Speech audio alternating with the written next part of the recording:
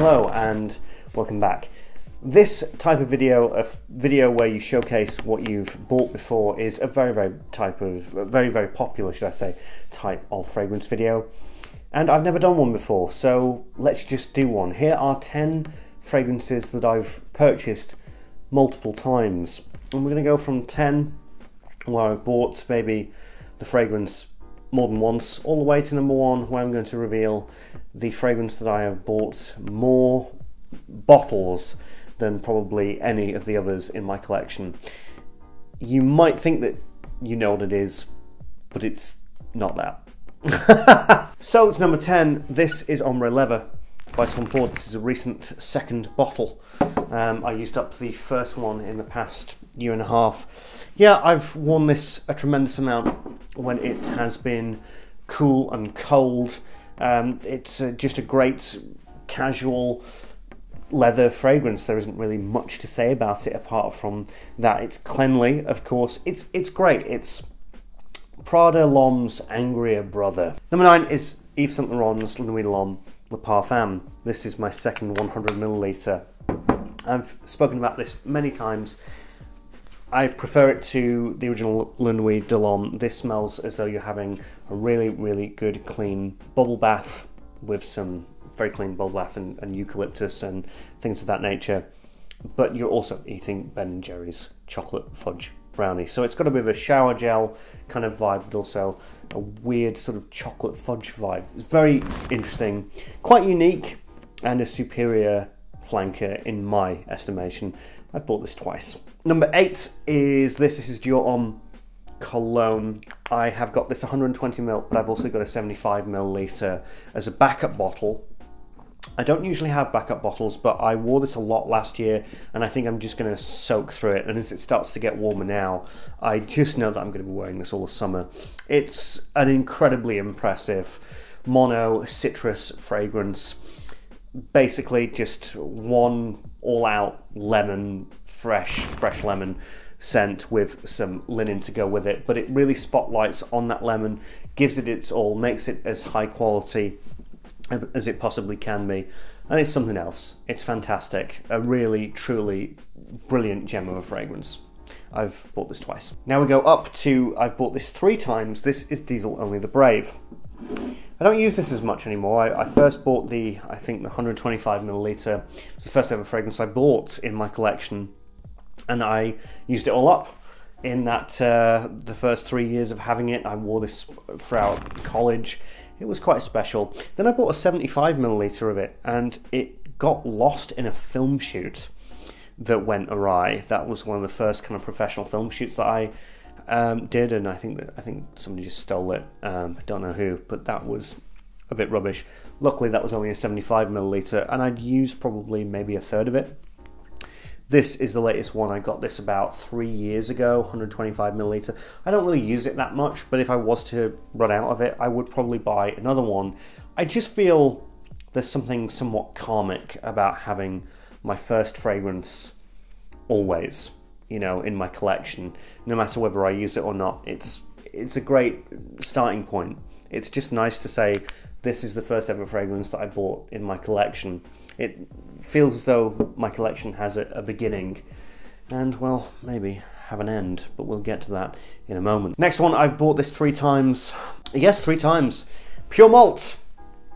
Oh, I've got a backup bottle. This is my second bottle and I'm running out. Oh, dearie me, I hate it. Pure Malt, look, I love it, adore it. It's Pure Malt. What more do you want? The latest version of Pure Malt is not what this is. I do luckily have a backup bottle that is of one of the more original formulations, so I won't have that problem. But it's a great boozy, warming, comforting scent. I did a whole review in Edinburgh, my favourite place on earth, and of course the home of whiskey. Well, there is, after all, a reason why I love Edinburgh so much. This is fantastic, and everything that you need to know about my thoughts on Pure Malt is in that review. I'm very proud of that review. I'm so proud to have showcased this fragrance, this beautiful fragrance, and the wonderful city that I love. So again, another 3 purchase, 24 gold. It's great. It's really great, and I bought 100ml of it, and I didn't like it initially at first, and then I started to grow to like it. And after I ran out of that 100ml, I decided to get 50ml, and I've also got a third 100ml backup bottle. Reformulated, discontinued, nobody ever knows. It's all over the place a little bit with 24 Gold, but I'm happy to have this 50ml that I used quite a bit of in the winter, and it's great also to have the peace of mind that I have the 100ml as well. A great sweet vanilla oud. It started the trend in a way of, well, not necessarily started, more popularized the trend of sweet vanilla oud westernized fragrances that we all know as collectors today. It's great. It's a wonderful, wonderful scent. We're now going up to 4. I have bought this 4 times. Oh, the best. Just the best. Actually, I want to wear that now. This is, of course, the reformulation of Lidge. I have the original. Of course, I did a review of that as well in Edinburgh. I do all my fragrance reviews in Edinburgh, apparently. Yeah, I reviewed the original of this in Edinburgh. This is the newer version, but it's still fantastic. It's a bit more citrusy. It's a little bit more citrus and orange heavy, but that's fine. I have another backup bottle of this. I have the original Lidge that I have, and I had a Lidge before that, so that's 4 in total. Wow. Yeah, it's a fantastic, just brilliant fragrance. You can watch my review on that as well. I don't want to go into all of that right now because I'll be here forever. But it's a fantastic, phenomenal fragrance. The new version of it is fine. It's more like this version here, with again a little bit more of the edge ripped out. I suppose I can live with it, but I'm just glad that I've got this in a backup bottle before I get to that stage. Again, another one that I've bought 4 times. Always a 50ml. Bought the first one in 2013. Used that up pretty quickly. Got a second one. Got this one. In fact, no, I'm wrong. I have got a 100ml at home at my parents' because I, again, presumed that I'm just going to be soaking through this, and I was kind of scared of reformulation, which seems to be happening so much, and you start to get paranoid, so you start kind of buying now, kind of investing in the present so that you can save yourself in the future. So I actually have got my first 100ml of LAURENT Sport waiting at my mum and dad's house. I love LAURENT Sport. I think it's fantastic. I think that it's so underrated. It's such a great summer fragrance. It's so versatile, but it's also, you can take it very seriously as kind of maybe a more formal setting, but also a great casual setting as well. It's one of the best, and it's one of my favourites in the collection. You'll be surprised with this one. I have only bought this 4 times. This is MILLESIME IMPERIAL. Yes, 4 times I've bought this.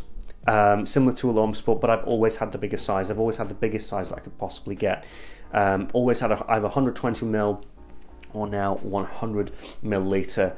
I go through, on average, one of these per 1.5 years, right? There have been years where I've not had MILLESIME IMPERIAL. I've relied on like Sean John Unforgivable or something like that. But in recent years, I've just needed a bottle of this every time. It's my favourite fragrance of all time. It's just absolutely brilliant, mesmerising. It's something special to me. Very, very special. I can't put it into words properly. I hope that I do it justice when it comes time to reviewing it, which still won't be for quite a while, don't worry. But the fragrance that I have bought the most of, a record 6 times, is this. Oh, it's DIOR Homme. There's a couple of reasons. First of all, I have got like another 150ml backup bottle of this because of the, the original and everything. But the spritzer is so damn good. Spritzer is so good on this fragrance. I don't even want to waste a spray here. It is unbelievably powerful, the spritzer of DIOR Homme. And so I can just get through this like in 4 or 5 months if I really, really wanted to, with not a lot of effort. Spritzers are amazing. Just a blast of fragrance. Yeah, it's something special and something powerful.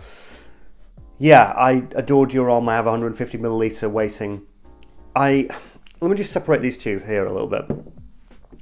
You know, these two right here are so special to me. It's so difficult to explain, and it's so weird, right?